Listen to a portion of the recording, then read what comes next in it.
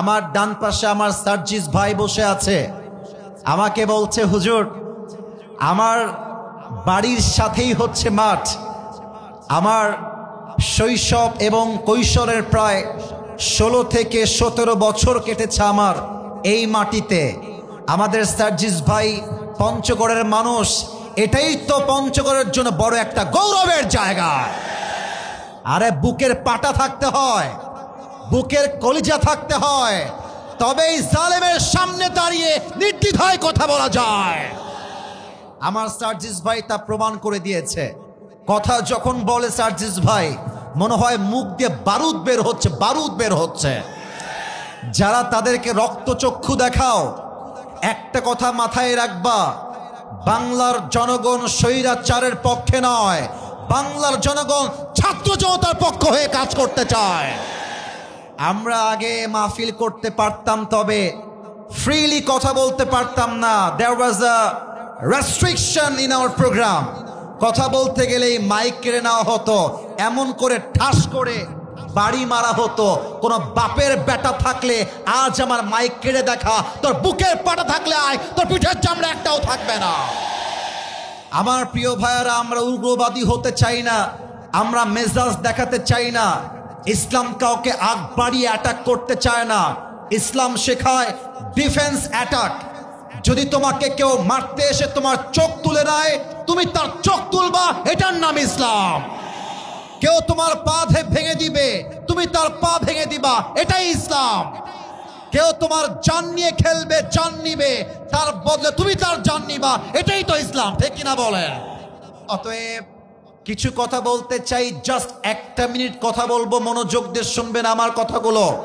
আমাদের সার্জিস ভাই আমাকে বলেছেন, হুজুর আমি আমার আসন থেকে নির্বাচন করতে চাই। আমি কারো ভোট চাওয়ার জন্য এই মাহফিলে আসি নাই, আমি কারো পক্ষপাতিত্ব করবার জন্য মাহফিলে আসি নাই।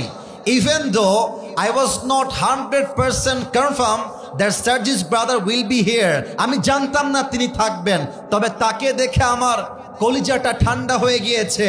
আমি জাস্ট এতটুকু বলতে চাই, অনেক তো দেখেছেন শাসন, অনেক দেখেছেন নীতি, এবার তাদেরকে ভোট দিতে হবে যা এই বাংলার মাটিতে ইসলামের রাজ কায়েম করতে চায়।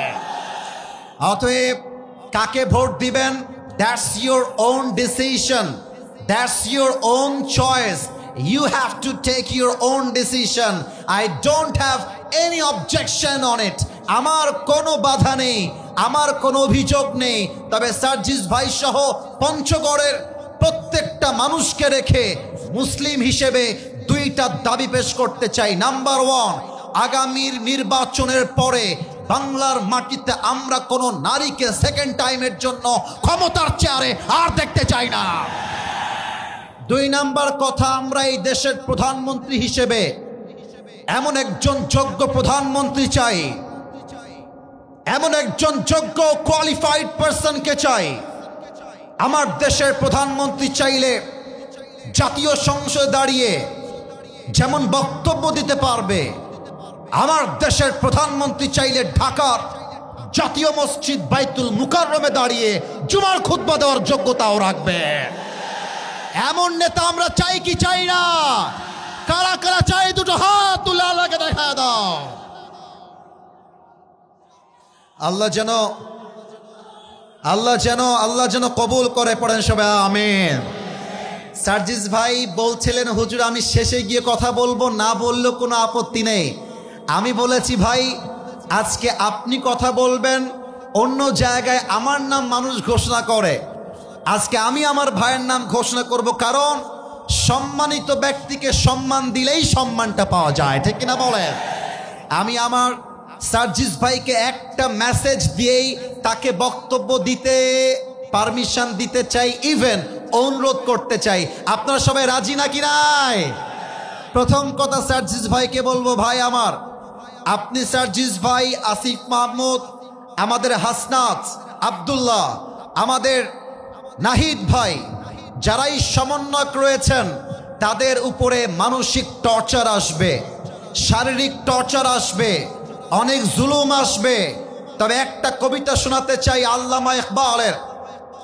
আল্লামা ইকবাল লিখেছেন, गम के बाद खुशी जरूर आती है और ये खुशी रब के तरफ से ही आती है।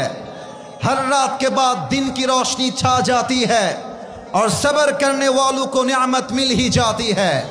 जो दुख में भी रब को याद करता है, रब उसका हाथ कभी नहीं छोड़ता। जो दुनिया से कुछ ना कहे, बस रब से कहता है, उसकी दुआओं का जवाब खामोशी में आता है। इसलिए जब तुझे मांगना हो तो खुदा से मांग, जब तुझे पुकारना हो तो उसी को पुकार, जब तुझे भरोसा करना हो तो उसी पर कर, क्योंकि भरोसे के काबिल सिर्फ वही है। वो तेरा रब है, वो तेरा अल्लाह है। ভয় পেও না, বুক চিরে দাঁড়িয়ে যাও, আল্লাহর ভরসায় সাহসটা বাড়াও, আল্লাহর নামে আগুন জ্বালাও বুকে, সত্যের পথে চলো, সাহস রাখো মুখে। ভয় পেলে চলবে না, রক্তে আগুন ধরাও, আল্লাহর সৈনিক তুমি, সেই পতাকা উড়াও। আল্লাহ যখন পাশে, কিসের এত ভয়? তাওয়াক্কুল করো, কাছে আসবে বিজয়। আধারে ভয় পেও না, আলো আছে আড়ালে, অন্ধকার পালিয়ে যাবে তুমি উঠে দাঁড়ালে। অতএব ভয়ের কোনো কারণ নাই। 5 আগস্ট একটা বিপ্লব হয়েছে, আগামীতে যদি কোনো স্বৈরাচার আসে, আগেরটা ভারতে পালিয়েছে, আগামীটা বাংলাদেশের কোনো চান্সই খুঁজে পাবে না। আল্লাহ সেই বাংলাদেশ গড়ার তৌফিক দান করে, পড়েন সবাই আমিন।